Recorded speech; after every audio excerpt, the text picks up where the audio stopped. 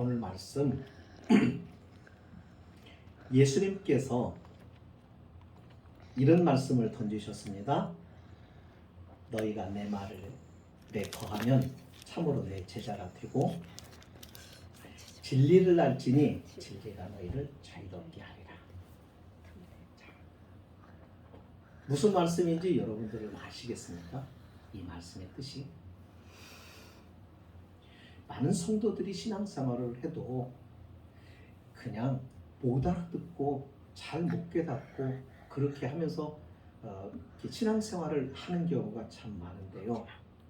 오늘 말씀 우리가 잘 깨닫고 바른 믿음의 길을 걸으시기를 주님의 이름으로 먼저 축복합니다. 오늘 말씀의 제목은 자유롭게 하는 진리라 그랬습니다. 이렇게 정했어요. 자유롭게 하는 진리.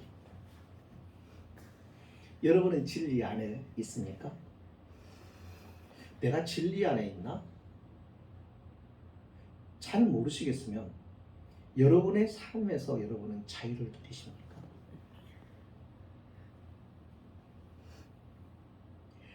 참 자유를 누리지 못하면 진리 안에 사는 것이 아닙니다. 자유라고 하는 것이 굉장히 중요하죠. 지난번에 얼마 전에 대통령이 취임을 했고 그 취임 연설에서 자유라는 말이 많이 언급이 됐죠. 자유라는 말을 왜 그렇게 많이 언급했을까? 많이 언급한 데는 그만한 이유가 있는 것입니다. 자유가 유혹을 받았기 때문입니다. 오늘 예수님 또한 우리에게 자유를 말씀을 하십니다. 그런데 이 자유는 예수님이 이 자유를 어떻게 주시느냐면 진리를 통하여 자유를 얻게 하시겠다고 그랬어요. 그러면 이 자유가 무엇인가에 먼저 알아야 됩니다. 자유가 뭘까요? 뭔 자유예요? 어떤 자유예요? 예수님이 말씀하시는 자유는 죄로부터 자유, 죽음으로부터 자유. 우리의 인생은 태어날 때부터 죄의 문제를 벗어날 수가 없고 죽음이라고 하는 사슬을 끊을 수가 없는 운명을 가지고 태어납니다. 우리가 살아가면서 인생이 왜 고달픈가? 삶이 왜 피곤한 일들이 많고 인생에 그렇게 힘겨운 시간들이 많은가? 그것은 죄와 죽음 사이에서 우리가 그 죄로 인하여 오는 그런 죽음의 증상들을 체험을 하는 거예요. 이게 뭐냐면 고난이고 시련이고 눈물이고 아픔이고 염려고 걱정이고 그런 거죠. 이런 생각을 해보세요.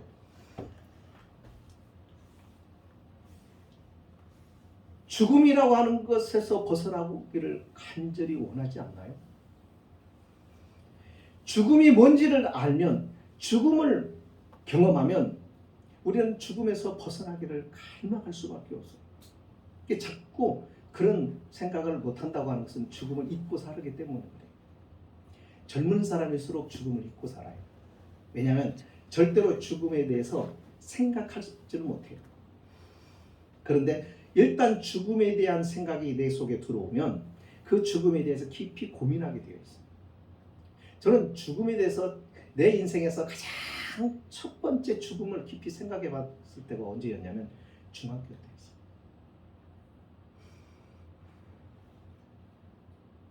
요한계시록을 주일날 내가 예배를 드리고 와서 한번 읽어봐야 되겠다 생각을 하고 계시록을 쭉 읽으면서 마지막 때 보면서 나의 인생의 종말에 대해서 생각하게 되었고 또 죽음에 대해서 생각하게 되었던 적이 있었어요. 여러분, 죽음으로부터 자유로울 수 있다는 것은 얼마나 놀라운 일인가요? 이 세상 누구도 그런 말을 한 적이 없고 오직 예수 그리스도만이 이 말씀을 하셨다는 것입니다. 사람들은 자유를 모르고 살아갑니다. 안다고요? 아니에요. 몰라요. 자유를 잃고 있는데 자유를 누리고 있다고 생각을 하는 거예요. 아니에요. 그들은 착각하고 있는 거예요. 여러분, 많은 사람들은 이 죄에 끌려 살아갑니다. 죄에 이끌려 살아갑니다. 죽음의 감옥에 갇혀 있는 상태에서 살아갑니다. 그래서 자유를 어떻게 사용해야 되는지를 잘 몰라요. 어떻게 자유를 누려야 되는지를 몰라요. 성도들 가운데도 그런 사람들이 너무 많아요. 어떤 사람이 죄를 지었습니다. 그래서 감옥에 갇혀서 장기 복역하게 되었어요. 한 20년을 장기 복역수로 지나게 됩니다. 15년쯤이 됐을까요? 이 사람이 감옥에서 굉장히 모험수로 지내와서 이 사람을 가석방 해주기로 했습니다.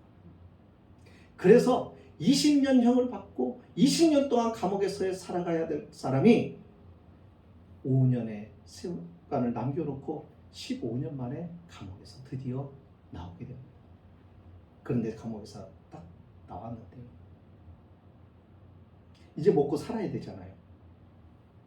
자기가 이제는 생업을 찾아서 살아야 되는데 어떻게 해서 슈퍼마켓에서 취직을 했습니다.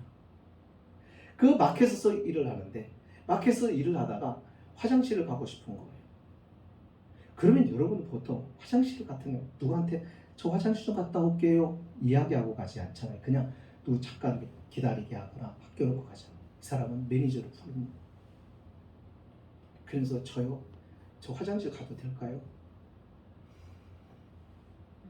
그냥 매니저가 다녀오라고. 다음 날도. 그러니까 사람들이 그 매니저도 이상하게 보는 거예요. 도대체 저 사람이. 이 사람이 이렇게 하는 행동은 왜 그러냐면 15년 동안 감옥에서 있으면서 자기의 선택과 결정으로 일을 하면서 자유롭게 살지를 못했어요.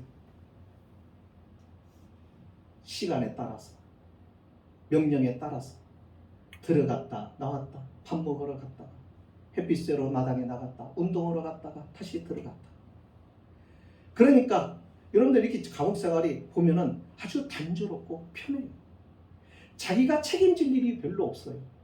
그죠? 예. 선택의 권한이 없으니까 책임질 일도 없어요. 여러분, 자유라는 것이 무엇이냐면 선택하고 그 선택에 대해 책임을 지고 그렇게 하면서 자신이 찾아서 해나가는 것이 자유란 말이죠. 근데 이 사람은 그 자유를 누리지를 못하다 보니까 그걸 할 줄은 모르는 거예요. 결국은 시간이 지나면서 이제는 그 직장에서 나올 수밖에 없었어요. 그렇게 지나다가 자신이 스스로 뭐를 이렇게 하기가 어려워지면서 결국은 이 사람이 자살을 합니다.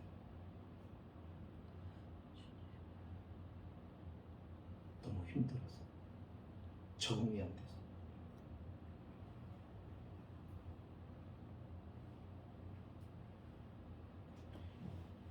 예수님께서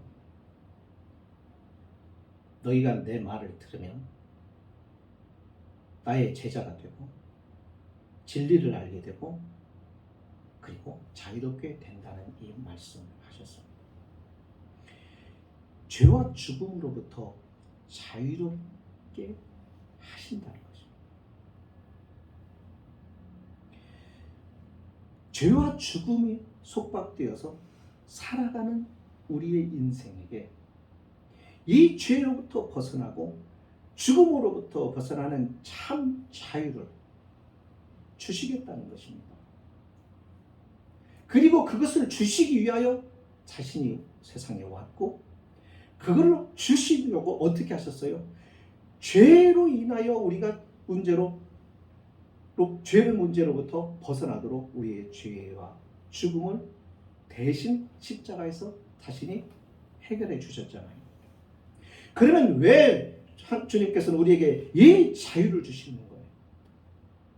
저와 여러분 한번 생각해 보세요. 여러분들 지금 살아가시면서 여러분은 이 자유를 누리고 계세요? 죄로부터 자유를 누리세요? 죽음으로부터 자유를 누리세요? 고난으로부터 자유를 누리세요? 환난으로부터, 염려로부터, 걱정으로부터 자유함을 누리세요? 누려야 되는 거잖아요. 예수님이 이 자유를 주시기 위해서 오셨고 이 자유를 이미 주셨어요. 여러분 예수 그리스도를 믿으시잖아요. 예수 그리스도를 나의 주로 믿으시잖아요. 주님이 나를 위하여 죽으신 것을 믿으시잖아요. 내 죄와 허물을 위해서 나의 죽음과 심판을 대신 위해서 자신이 심판을 받으셨다는 것을 믿으시잖아요. 그러면 여러분 죄와 죽음의 문제가 해결이 된 거고 고난의 문제도 해결이 된 거고 그러면 자유함을 누려야 되는데 여러분 자유함을 누리시냐고요? 걱정이 없으세요? 없으시죠. 그러니까 자유함을 못 누리잖아요. 믿음 생활은 또 추상적인 게 아닙니다. 지금의 현실의 우리의 삶에서 이 자유를 맛보고 만끽을 해야 되는 것이에요. 그래야 신앙생활을 하는 거예요. 그러나 많은 그리스도인들이 자유를 누리지를 못해요. 사업이 망하면 두려움과 걱정과 염려와 근심과 질병이 걸리면 그 질병 앞에 죽음 앞에 두려워하고 자신에게 불어닥치는 시련 앞에서 속수무책으로 무능력하고 무기력한 모습을 드러내 보이고 절망하고 좌절하고 드러누워서 일어날 줄을 모르고 이런 모습으로 살아갑니다. 이게 자유를 누리는 사람이에요. 예수님께서 우리를 죄와 죽음으로부터 고난으로부터 자유하게 하신 이유는 뭐냐면요. 저와 여러분 하나님의 자녀의 영광스러운 모습으로 살게 하도록 하기 위해서예요. 여기 보면은요.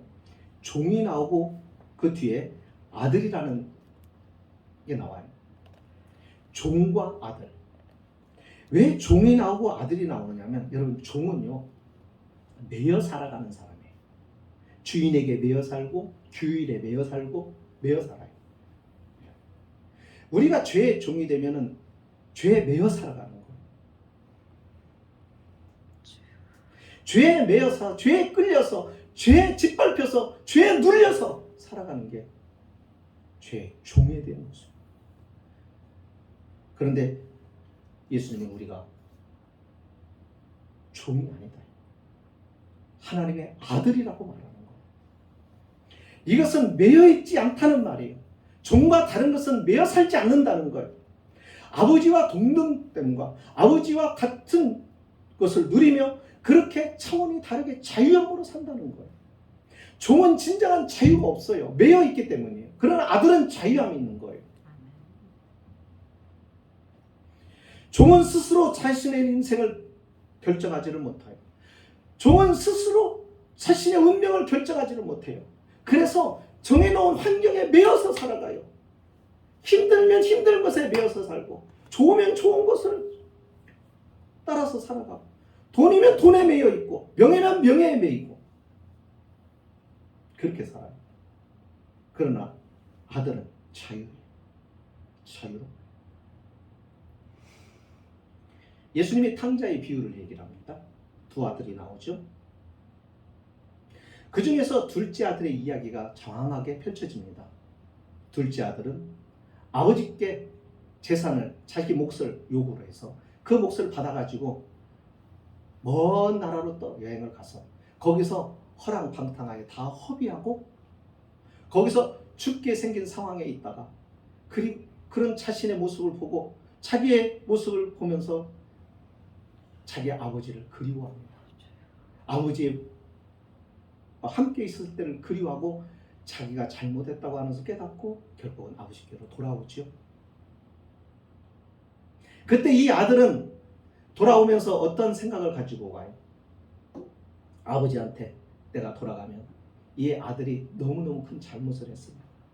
아들이라고 하기에는 참으로 염치가 없으니까 품꾼의 하나로 그렇게 여겨달라고 하고 자신은 종이 될 각오를 하고 그리고 아버지께로 왔습니다. 그런데 아버지는 그렇게 대우하지 않습니다.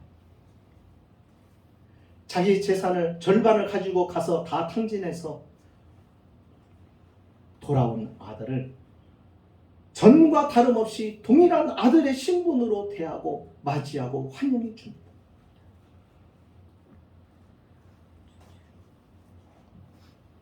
우리가 신앙생활하면서 이렇게 죄를 지으면 회개를 하죠. 근데 많은 성도들이 이 회개를 죄를 지우는 것으로 생각을 해요.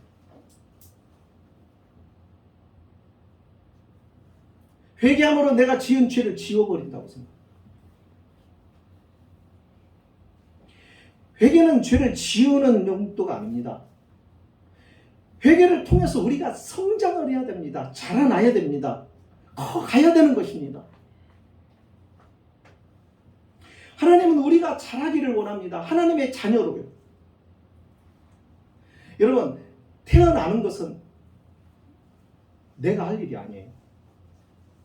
어머니가 할 일이에요. 그죠? 어머니의 수고로 태어나요. 그러나 자라는 일은 누구 책임이에요? 내 책임이고 내가 해야 할 일이에요.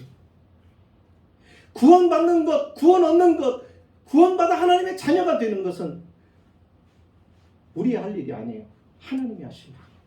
하나님이 그래서 우리를 거듭나게 하셨어요. 우리의 의지와 상관없이, 우리의 노력과 상관없이, 우리의 어떤 헌신도 상관없이 오직 하나님의 전적인 은혜로 하나님이 우리를 자녀로 거듭나게 하셨어요.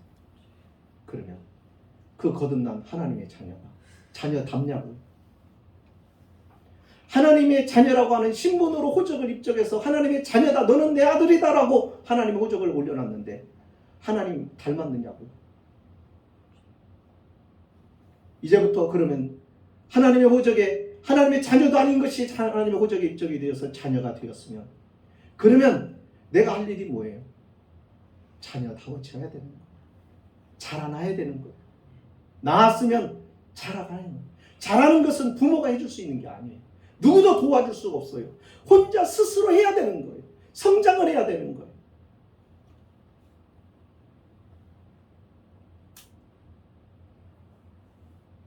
하나님께서는 시간과 공간 속에서 우리가 부대끼면서 성장하기를 원하세요. 그래서 저와 여러분이 만약에 편하는 것을 원하셨고, 여러분 우리가 기도할 때 그런 기도들을 많이 하잖아요. 무슨 기도냐면 하나님 이거 해결해주세요. 우리가 고민이 있을 때마다 여러 가지 문제가 있을 때마다 고통이 있을 때마다 다 뭐냐면 하나님 해결해주세요. 해결해주세요. 해결해주세요. 하나님 이거 주세요. 다 해결이 되면 어떻게 될까? 우리가 해결해달라고 하는 기도는 다 그런 기도들. 그 얘기의 이면에는 어떤 것이 있냐면 하나님 이걸 다 해결해 주시면 나 하나님 안 찾아오겠다 이거. 그런 마음이 숨겨져 있는 것입니다. 감춰져 있는 것입니다. 그러니까 사람들이 다 걱정이 없고 편하면 믿음에서 떠나는 거예요. 하나님을 떠나는 거예요.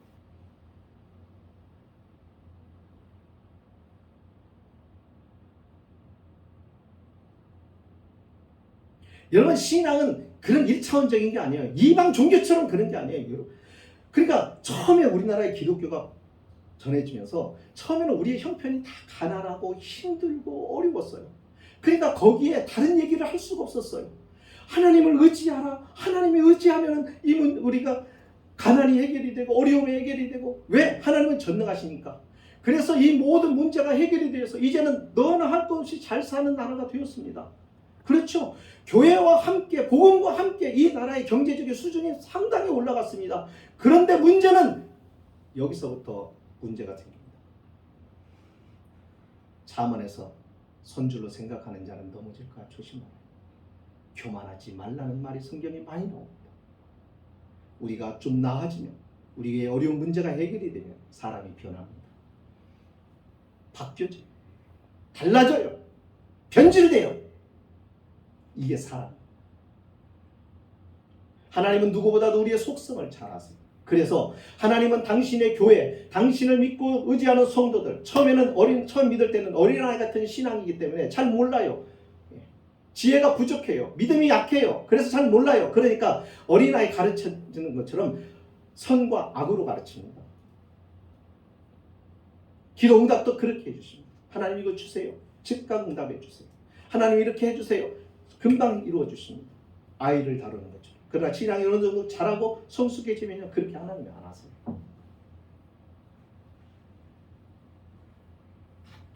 하나님은 우리가 자라라는 거예요. 언제까지 아이같이 살래? 언제까지 어린아이 같은 믿음을 가질래? 나는 그걸 원치 않는다. 그래서 만약에 하나님이 우리가 편안하고 어린아이 같이 그렇게 온실의 화초처럼 그렇게 곱게만 자라기를 원하신다면 하나님께서는 우리를 구원하시자마자 천국으로 바로 데리고 가셔야 돼요. 그런데 왜 이 세상에 우리를 남겨두시느냐 말이에요. 고난 많은 세상에 왜 남겨두셔요? 거기서 뭘 하라는 거야? 자라가라는 거야. 이제 너는 죄의 종이 아니다. 너는 이제는 죽음에 사로잡힌 자가 아니다. 죄와 죽음의 문제가 해결된 하나님의 자녀요. 너희는 이제는 종이 아닌 자유인이다. 이거. 죄가 너를 구속할 수 없었고 죄가 너를 멸망으로 이끌고 갈 수가 없다. 설사 너의 연약함 때문에 실수로 죄를 지어도 네가 회개하고 하나님께로 돌아오면 내가 언제든지 아들로, 내가 언제든지 내 자녀로 받아주겠다. 그러니까 걱정하지 마라. 그러니까 세상의 고난도 어떤 실패도 두려워하지 말라. 이거. 자녀로 살아가라. 여기서 부딪히고 북대끼면서 때로 실패하면서 넘어지면서 울면서 거기서 좌절도 맛보고 그리고 거기서 인내도 배우고 그러면서 자라가라 이거예요. 여러분 우리의 삶 속에서 여러분 예수 믿고 여러분들 예수 믿었으면 잘한 게 많아요? 못한 게 많아요? 예수를 그 수십 년을 믿었는데도 평생을 예수를 믿는데도 잘한 게 많아요? 못하는 게 많아요? 못하는 게 더 많아요. 하나님 그걸 아신단 말이에요. 그래서 하나님은 우리가 완전하기를 원하시는 게 아니란 말이죠. 자녀로 자라가는 것을 원하시는 거예요. 조금이라도 자라가기를 원하는 거예요. 여러분 알곡이 곡식이 자라고 있는 밭을 예수님이 지나갈 때 제자들에게 봅니다. 그러면서 뭐를 발견합니까? 그 곡식 밭에 뭐가 자랐죠? 알곡 사이에 쭉정이가 자라고 있는 거죠. 그러니까 제자들 뭐라고 그래요? 저 쭉정이를 뽑아버릴까요? 예수님이 뽑지 말라고 그러죠. 언제까지? 낫을 대서 추수할 때까지. 이것은 뭘 말해요? 심판 때까지. 그냥 함께 자라게 두라는 거예요. 왜요? 부대껴 보라는 거예요. 우리 아버지가 만수로 해요. 만수로면 돈에 대한 걱정은 없겠죠. 그러나 돈은 안 줘. 그러면서 내가 이것을 관리하고 사용할 수 있고 이것을 잘 활용할 수 있는 돈에 대한 지혜와 지식을 얻기까지 내가 무일푼으로 한번 지내보고 경험하고 체험하고 부딪혀봐라. 그렇게 하면서 키워냅니다. 같은 모습. 믿음 생활도 같은 거예요. 그러니까 우리가 이것을 기억하라는 거예요. 그 어떤 것도 우리를 멸망시킬 수가 없어요.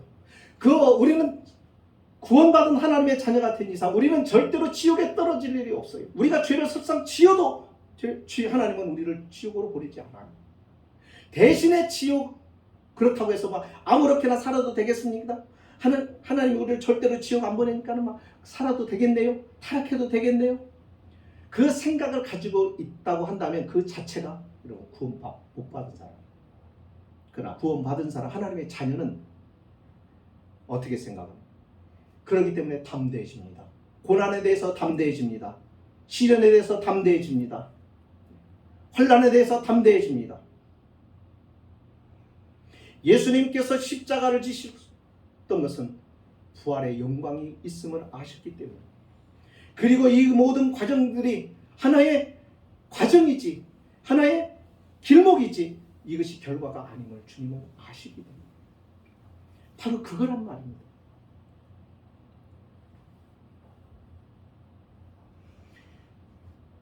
우리의 믿음이 언제 자라느냐면 편안할 때 자라는 게 아닙니다. 어렵고 힘들 때 자랍니다. 문제로 고통을 당할 때 자라는 거예요. 사람이 성숙해지는 것도 마찬가지예요. 그러니까 시련을 받는 사람은 성숙해지는 거예요. 그러니까 두려워하지 말라는 거예요. 이게 진정한 자유를 가진 사람이라는 겁니다. 사도 바울이 그러잖아요. 나는 부한대 처할 줄도 알고 나는 궁핍에 처할 줄도 알고 일체의 비결을 배운다. 이게 자유예요. 자유. 주님은 많은 사람들과 함께 지내면서 부하게 잔치에 가서서 즐기시기도 하고 그랬어요. 고난도 기꺼이 받으십니다. 이게 뭐예요? 자유. 어떤 사람은 부유함 속에서 즐기다가 고난이 오고 환난이 오고 모든 것을 잃어버리고 절망이 오면 어떻게 위축돼 버리고 낙심하고 포기해버립니다. 이건 자유를 가진 사람의 모습이에요. 주님이 말씀하는 것은 자유는 그겁니다. 죄와 죽음도 어떻게 할 수 없는 자유. 그 모든 것으로부터 통제할 수 없고 벗어나 있는 자유. 그 무엇으로도 가둘 수 없는 자유. 그 자유를 가진 자가 바로 예수 그리스도를 믿는 사람의 모습이에요. 근데 여러분, 예수 믿는 사람들이 얼마나 비겁한지. 조그만 어려움이 죽는 소리. 조그만 환난이 오면은 하나님은 원망해요. 왜 그래요? 철이 없어서. 신앙에도 철이 안 들었어. 믿음 생활이 철이 안 들어.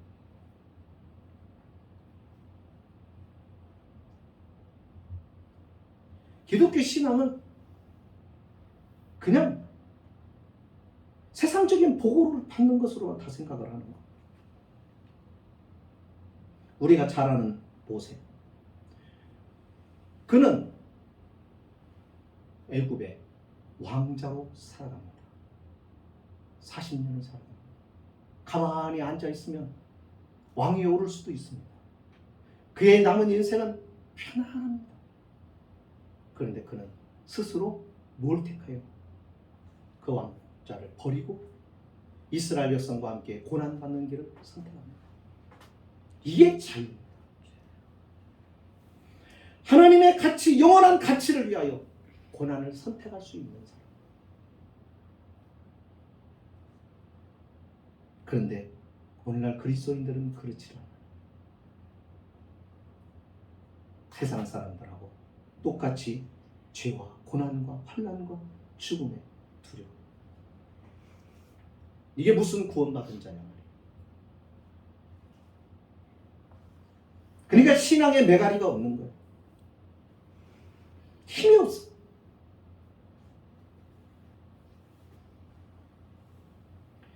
하나님께서 약속하신 거예요. 너희는 자유자다.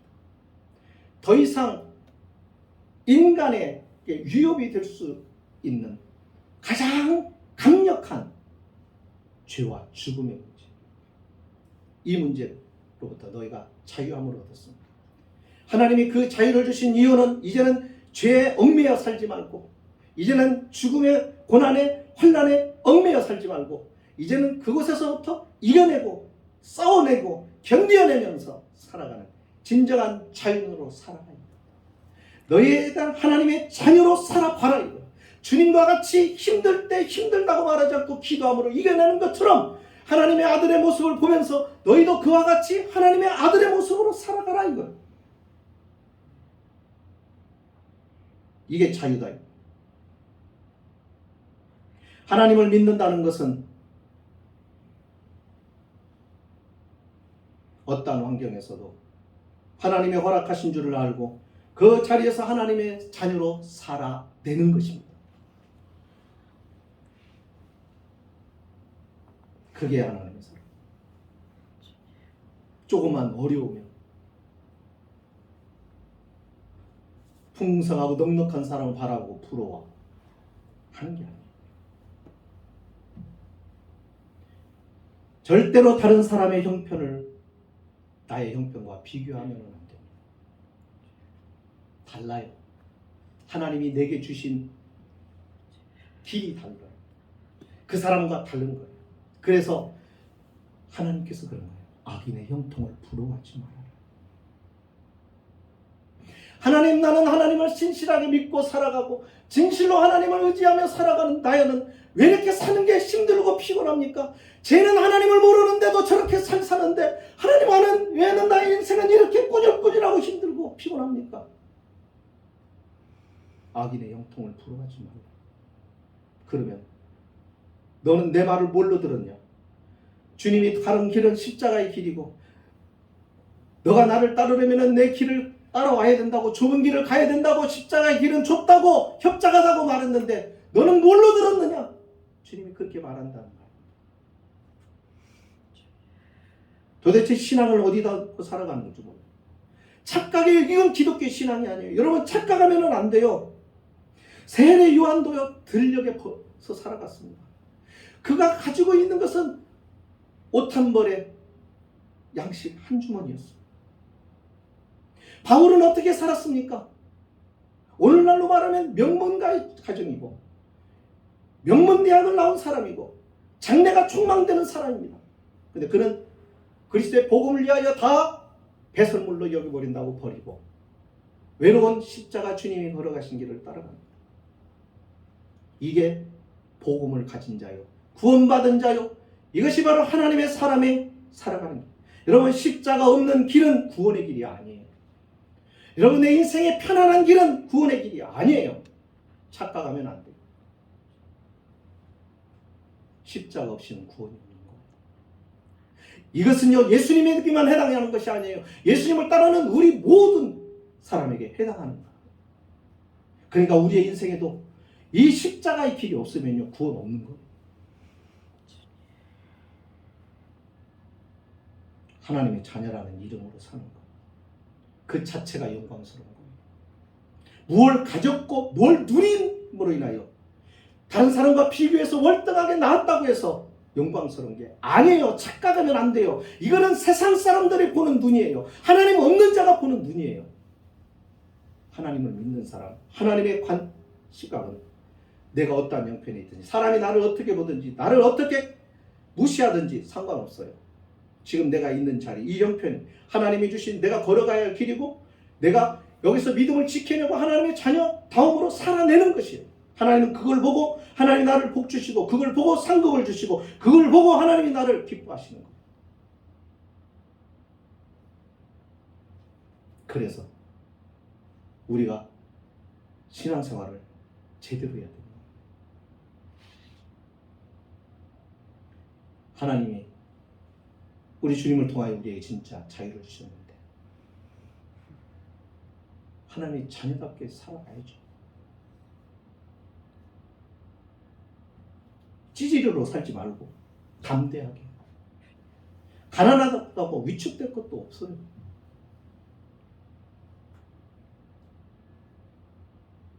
하나님 앞에 하나님이 나를 함께 하시고 하나님이 내게만 허락하십니다.